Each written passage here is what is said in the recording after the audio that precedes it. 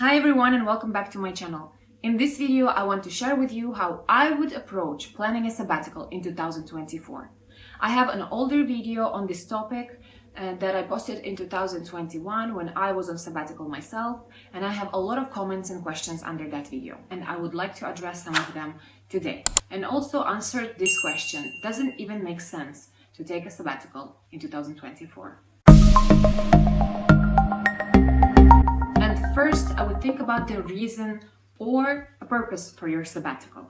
And of course, there's multiple valid reasons to take a sabbatical. Maybe you want to travel the world. Maybe you want to dedicate some time for your creative hobbies. Or maybe you want to start a business or work on your mental or physical health. Or maybe you need to take care of a loved one.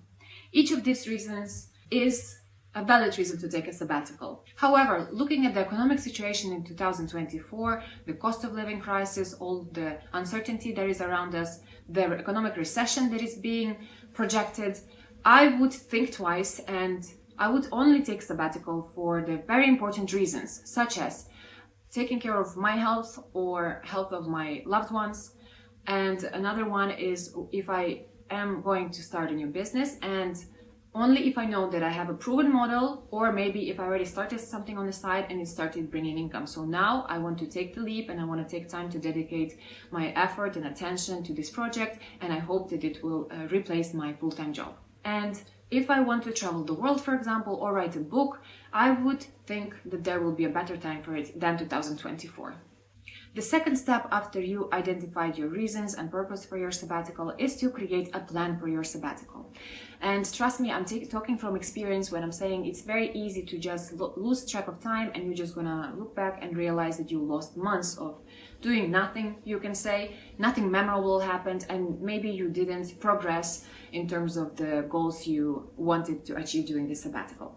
And there's a few different ways how you can plan your sabbatical. So for example, you can look at how you usually deliver projects for work. And let's say you have some yearly goal or quarterly goal, and then you're breaking it down to see how much work you have to do per month and per week and per day to make sure you're achieving this goal. So I think this approach would be great if you are working on your business project. For example, if I want to be releasing one video per week on this YouTube channel, I will have to break it down and see how many hours I have to dedicate for this per day to be able to achieve this schedule. On the other hand, you could break down the time of your sabbatical into chapters. And let's say for the first couple of months, you will focus on taking care of your physical and mental health. Let's say you will be going to the gym, you will be going for walks, you will be meeting people, and maybe working with a therapist. And the next part of your sabbatical, maybe you will be visiting your relatives or taking some trips. And let's say the last part of your sabbatical, you will be working on some kind of project that you want to complete. And why is it so important to plan your sabbatical? First of all, it will give you predictability, and you will understand what kind of schedule you will have during the months of your sabbatical. Secondly, you will be able to see if you are staying on track to achieving your sabbatical goals. And planning out your sabbatical will give you an understanding how much of a budget you have to create before you start your sabbatical. And of course, the bigger budget you need, the longer you need to work to save up for that sabbatical. And this budget may seem like such a big deal to many people that they can get discouraged and demotivated, and they will never take that first step toward that much needed sabbatical. That's why I would suggest simplifying your daily routine on your sabbatical as much as possible and minimizing your budget that you need to take this sabbatical. Allow yourself plenty of time for things that you think are important on this sabbatical, and don't try to make it this luxurious mini retirement, because it can take you years and years before you save up to have that kind of sabbatical. So how can you cut down on your monthly expenses to minimize your sabbatical budget? Think about creative ways how you can cut costs on your monthly expenses. For example, you could move in with your parents or with your siblings, or maybe you could move out from the expensive area in the city and move to the cheaper area in the outskirts of the city. Or maybe you can rent a room instead of an apartment or a house. Or maybe even you could move to another country that is much cheaper than your home country.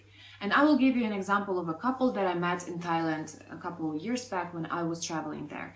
This couple came to Thailand for 1 year, and they did this because they wanted to have time and space to work on their business project. And because Thailand is such an affordable country, they didn't have to think about cooking their own meals. They were able to eat out every day. The rent was also very cheap, and they were able to focus all their time and attention on building their online business.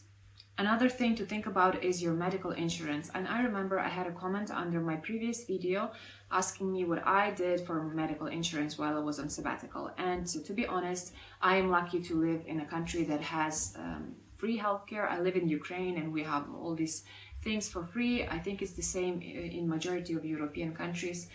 If you are from the US, I'm so sorry for you. I know that medical insurance is expensive, and then if you don't have it, it can really put you in a crazy debt. So just research the options in your country. Maybe you are able to connect your medical insurance with your spouse or your partner, or maybe you can get some cheaper plan, or maybe as I did when I was going to Georgia, I took a travel insurance. So for example, if you will be traveling abroad for an extended period of time, it can be cheaper for you to live there, and also you can get the medical insurance. And I think I was covered for 30,000 euro for all the major medical issues. The next thing is creating a budget for your sabbatical. So now you know your reasons and purpose for your sabbatical. You have a plan on how you're going to spend it and how you will organize your time. And now the next step is to create a budget for your sabbatical. And the basic idea is to log in your expenses during a couple of months, at least 3 months, so then you can have an average and understand how much you are spending on a monthly basis. And if you already are budgeting for some time, it's even better, because then you will be able to average out your monthly expenses per year, because there can be seasons that require more spending, for example, like Christmas holidays, and low seasons, let's say, when you're spending less. So this way you will be able to average out how much money do you need per month. Now also take into account the potential downgrades that you can make for your sabbatical, and calculate the monthly average expenses that you will need to cover. So now you know how much money do you need to spend per month. And in my previous video, I was sharing that basically what you need to do is just multiply this number by the number of months of your sabbatical, and then add another, let's say 30% to be safe. So let's say you will spend $1,000 per month and your sabbatical lasts for 12 months. Then roughly add another 30%, let's say it's going to be $3,000. You will need to have $15,000 to be able to take your sabbatical. And when I was taking my sabbatical last time, I was thinking that, let's say I have another 3 months of fully covered basic expenses that I have after I complete my sabbatical. It should be enough for me to get a new full-time job. But looking at the situation and the job market in 2024, the projected recession, the cost of living crisis, a lot of political and economic instability in the world, and also the job market, all the tech layoffs, and this phenomenon when a lot of companies, they're just posting job postings and collecting CVs for the future. It can be very tough getting a job, high-paid job that you want in 3 months. So this is why I would suggest saving another 6 months to 1 year of living expenses for the time that you need to find a job. This will really help you to not be stressed out and not be in this situation when you're coming out of your sabbatical, you're so chill out, and you're like so happy, I had an amazing time and now I have to find another job. And then you're getting yourself into fight or flight mode, in the survival mode, that immediately I have to get any job. This way you will be able to ease into this. You will have some time to just casually apply and then review your CV, upgrade your interview skills, and finally land the job that you want. And of course, we cannot predict exactly what will happen in 1 year, in 6 months, or even tomorrow. But what we can do is prepare ourselves for the worst case scenario. So if you will need to take more time to find your job, you will be able to support yourself financially and have this financial cushion to rely on. Next point I want to talk about is when to tell your colleagues and your boss about the fact that you want to take your sabbatical.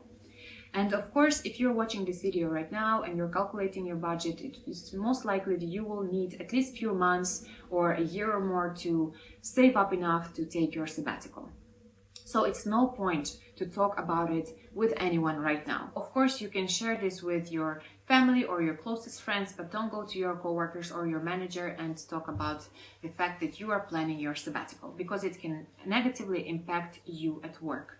Your coworkers and your manager can look at you as the person who's already has one foot out of the door. They already are imagining how they're going to be lying on the beach and relaxing and taking the break from work. And they can perceive you as a person who's not motivated, who's not engaged, and who's not delivering as much as they would like you to. So do yourself a favor and keep this to yourself while you are creating the budget, while you are saving the money that you need for your sabbatical. And when the time comes, let's say 2 months or 1 month before your sabbatical, you can come to your manager and your colleagues and discuss it with them. Share your idea as if it's a new and fresh idea and explain to them the reasons why you are considering taking a sabbatical. And this is a good time to also ask them to keep your spot available for you when you will be coming back for your sabbatical. Or maybe it's not going to be exactly the same position, but at least some kind of position in the same company. And again, it doesn't mean that you will go back to the same employer. It doesn't mean that you will want to or that you will need to, but it's always good to have backup plans just in case. And now I want to answer a couple of questions that I got under my previous video on how to plan your sabbatical or your adult gap year. And one of the questions was about how to motivate yourself to go back to work after you spend a significant amount of time not working. And this person was saying that they're afraid they might be set in their ways and they will have an attitude toward their employer and they will not want to work basically. So my answer is simple. I guess many of us just have to work to sustain our lives and our families' lives. So I don't think there is a question for majority of people like how to motivate yourself to go back to work, because majority of us just have to work. So if you are in a position where you don't have to work at all, you don't have to go back to the workplace, I don't think there is a problem with that. Just don't go back and do whatever you want if you have the means to do that. And if you need to get back to the workplace, the motivation to do that doesn't have to be positive, but it can be a negative motivation. If you look at your bank account and there's so little money left and you want to continue having a certain lifestyle and quality of life, this will be your negative motivation to start sending out your CVs and looking for the best paying job. Another comment that I got under my previous video was no kids, no husband, no brainer. And of course, there's some differences when you're planning a sabbatical as a single person and as a family person, but I would say there could be even benefits to this, because maybe it will be much easier for you and faster to take a sabbatical when you have a partner who can support you, and maybe you can switch your work and do some work at home, for example, that will also eliminate some expenses from your family. On the other hand, as a single person, you have to think about every area of your life yourself, and this can be very stressful and demanding, and it can be very difficult and scary to take that step and take your sabbatical. I know that for some of you, planning the sabbatical and spending another 6 months to a year, for example, saving money to be able to go on sabbatical is just not an option. Maybe you have some pressing issue and you have to dedicate some time for your health, for example, or maybe you're burnt out and you just can't stay another day at your work. So in this case, we have to look at different alternatives. For example, maybe you can go part-time and still work at your job and have all your basic expenses covered, but then have some more free time to address the issues that you have. Or for example, if you are burnt out because you're staying in front of screens all the time, then you could potentially move in with your parents, for example, or move to the cheaper area and just get a simpler job, less skilled job. And this way you will be able to pay your bills, and at the same time you will be able to have a job that is less stressful and has a less strain on your mental health. At the end, I want to share with you a couple of tips on how you can easier get back to the workforce. First of all, keep your industry knowledge updated. For this point, I would suggest taking some online courses or reading industry-related blogs about any developments that are happening, so you don't get outdated when you're going back to the workforce. Having new certifications in your CV will show your employer that you are a lifelong learner and you will always be up to date with what is happening and all the new developments. and this can positively impact their perception of you as a potential hire. Secondly, keep your skills updated and in use. You could offer some consulting or work with NGOs pro bono or even volunteer, and in this way gain new skills. And lastly, think about how you can improve your portfolio even better and add all the relevant experience, or maybe gain new experience during your sabbatical that will look good on your CV and on your portfolio, and show the skills in use or new skills that you've gained during your sabbatical. Thanks so much for watching this video until the end. Please like this video and subscribe to my channel, as this really helps an algorithm to show this video to more people. And click the bell button so you get notified when the new videos come out.